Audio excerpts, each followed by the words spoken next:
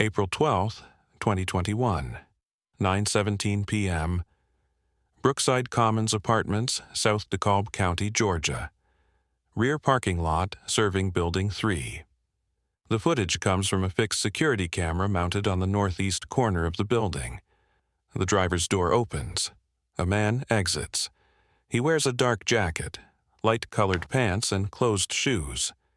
In his right hand is a rectangular object emitting light. He closes the car door and stands still for approximately 2 seconds, looking down at the illuminated screen.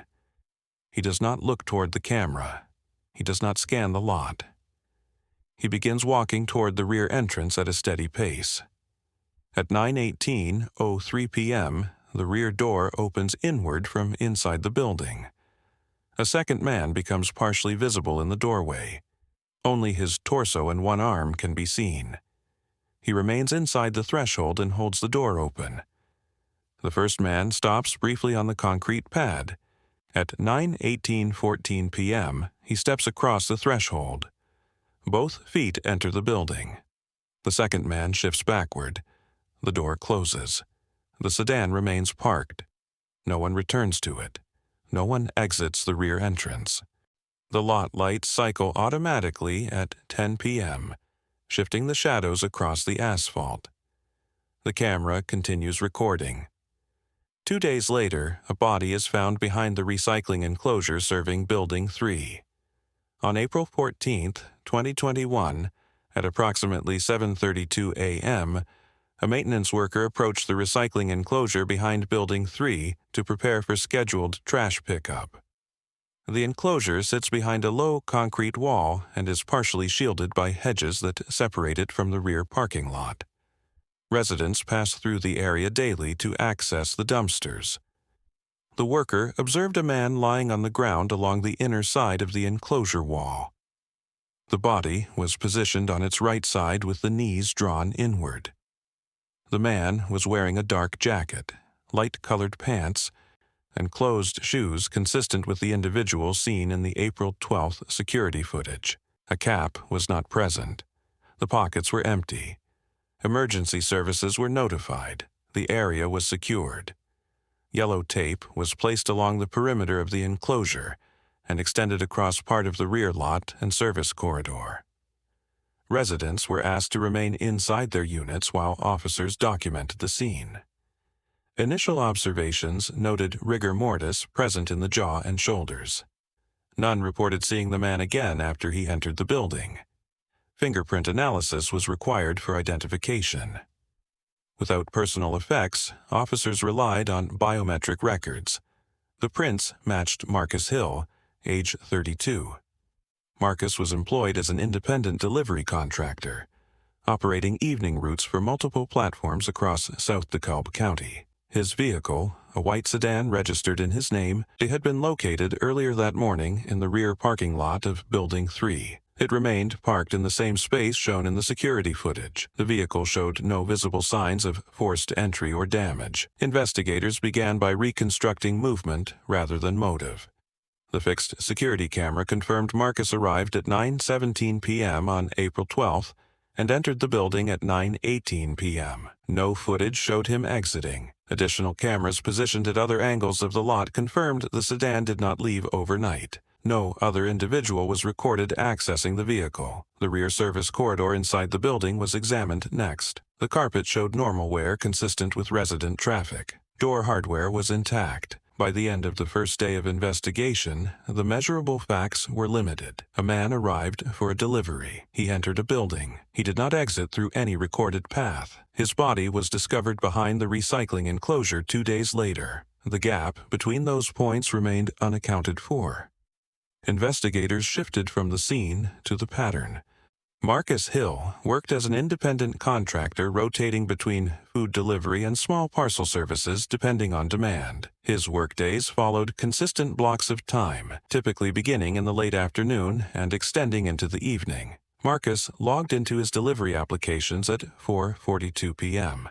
Between that time and 9:08 p.m., He completed 6 confirmed deliveries across South DeKalb County. Each stop was documented through customer confirmation, time-stamped photographs, or automated geolocation. Location data confirms Marcus arrived at Brookside Commons at approximately 9:17 p.m., matching the security footage. The system did not register the delivery as complete. There was no cancellation initiated by the customer or by Marcus. After 9:18 p.m., there was no further activity on his account. Phone records indicate Marcus's device stopped transmitting location data shortly after he entered the building. The phone did not power down. It did not travel beyond the apartment complex. It ceased active communication with network towers at 9:21 p.m. No outgoing calls were placed. No messages were sent. His bank card showed no usage after April 12th. There were no ATM withdrawals, no purchases, and no unusual account activity. His financial records reflected regular deposits from delivery platforms in the weeks prior, with no indication of sudden debt or dispute. Marcus lived alone in a rented duplex 12 miles from Brookside Commons. Interviews with family members confirmed he maintained routine contact with a small circle of relatives and co-workers. There were no recent reports of conflict. No scheduled meetings were planned after his delivery shift. Investigators processed the white sedan parked in the rear lot. The vehicle was mechanically sound. There was no blood detected inside, and no signs of a struggle were visible. The driver's seat position aligned with Marcus's height. The fuel level indicated normal daily use. The keys were not inside the vehicle. Attention returned to the apartment building. Residents were interviewed again, this time with photographs of Marcus. Several acknowledged seeing delivery drivers regularly use the rear corridor. One resident recalled observing a man inside the doorway on the night of April 12th, holding the door open for someone. He described the posture as neutral. He did not hear raised voices. Another resident stated he heard the rear door close shortly after 9:18 p.m. He heard nothing further. Access logs for the building showed no keycard entries recorded at the rear entrance after Marcus entered. Maintenance confirmed no service requests or emergency repairs were logged that night. The customer account tied to the Brookside delivery was examined more closely. The name on the account did not correspond to any resident listed in Building 3. The email address had been created recently through a free provider. The verification number used during registration was prepaid. Both account logins originated from the same IP address assigned to a local internet service provider. Subscriber records narrowed that IP address to one of the 3 apartments closest to the rear entrance. One of those units was vacant. One tenant provided work records, placing him outside the property during the relevant window. The 3rd unit was leased to a man who had not responded to initial contact attempts. By the end of the 2nd phase of investigation, the measurable timeline had tightened. Marcus accepted a delivery. He arrived. He entered. His phone stopped transmitting minutes later. His vehicle remained. The customer account was linked to the same building. The gap between entry and discovery had narrowed to a small cluster of apartments near the rear door. Records show the 3rd apartment nearest the rear entrance had been leased 4 months earlier. The lease application listed employment as remote contract work. Income verification was provided through direct deposit statements. No emergency contact was included on file. Utilities were active. Internet service was paid in advance. Rent had been submitted on time each month. The leaseholder was located 2 days after the body was discovered in a neighboring county. He agreed to speak with investigators. He stated he had been away from the apartment on the night of April 12th and returned the following morning. He denied placing a delivery order. He denied knowing Marcus Hill. His phone was seized pursuant to a warrant. Not provide contact information. Search warrants were executed for the apartment. Inside, furniture remained upright. Appliances were functional. There were no visible signs of forced entry or damage. However, certain surfaces appeared recently wiped. Other surfaces did not. The cleaning pattern was inconsistent. Investigators noted that high-contact areas, including portions of the kitchen counter and sections of the dining table, appeared cleaner than surrounding areas. A dining chair near the kitchen was positioned slightly away from the table, misaligned with the others. Trace analysis later recovered fibers from that chair consistent with the material of Marcus's jacket. The sink, which previously contained 2 cups when officers first entered the unit during the initial canvass, was now empty. Cabinet inventory indicated 1 glass was missing. No broken fragments were located in the trash or surrounding areas. The plumbing traps beneath the sink were removed. Residue was collected for laboratory testing. Behind the building, the soil near the recycling enclosure was examined more closely. Compressed impressions were identified near the low wall, consistent with weight briefly applied and then released. The impressions did not extend into drag patterns. This indicated the body was likely carried or placed rather than pulled across the ground. Digital forensics expanded the timeline. Internet search history recovered from the leaseholder's devices showed queries conducted in the days prior to April 12th related to incapacitation, time to unconsciousness under compression, and detection windows in residential settings. Additional searches referenced methods of delaying discovery. Financial records revealed the leaseholder was facing a pending civil judgment. Missed payments on older debts were documented. Court filings showed a scheduled deadline approaching within weeks of April 12th. Messages recovered from his phone included references to timing and statements indicating the need to maintain control over available funds. A prepaid number was purchased locally. A delivery request was placed for the address where the leaseholder resided. Marcus entered the building through the rear door. His phone stopped transmitting within minutes. His vehicle remained parked. His body was later found within walking distance of the same entrance. When confronted with the cumulative evidence, the leaseholder acknowledged that Marcus entered his apartment. He stated there was an argument. He stated Marcus became aggressive. He stated he acted in self-defense. The apartment showed no overturned furniture, no broken items, no visible damage consistent with a struggle. Marcus's hands showed no injuries indicative of striking or restraint. The medical examiner's report listed cause of death as asphyxia due to manual compression. External trauma was minimal.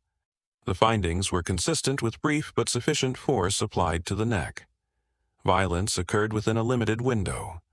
Following that interval, items were removed. Surfaces were cleaned.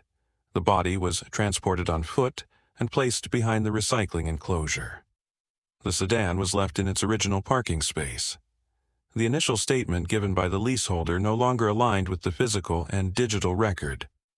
Phone extraction data placed the leaseholder's device inside the apartment from 8:52 p.m. onward on April 12th. At 9:17 p.m., the device registered activity consistent with screen use. At 9:18 p.m., Marcus entered the building, according to the exterior camera. Between 9:19 p.m. and 9:23 p.m., the leaseholder's device remained active within the unit. At 9:24 p.m., there was a brief interruption in recorded usage lasting several minutes. Activity resumed at 9:31 p.m. No emergency call was made at any point.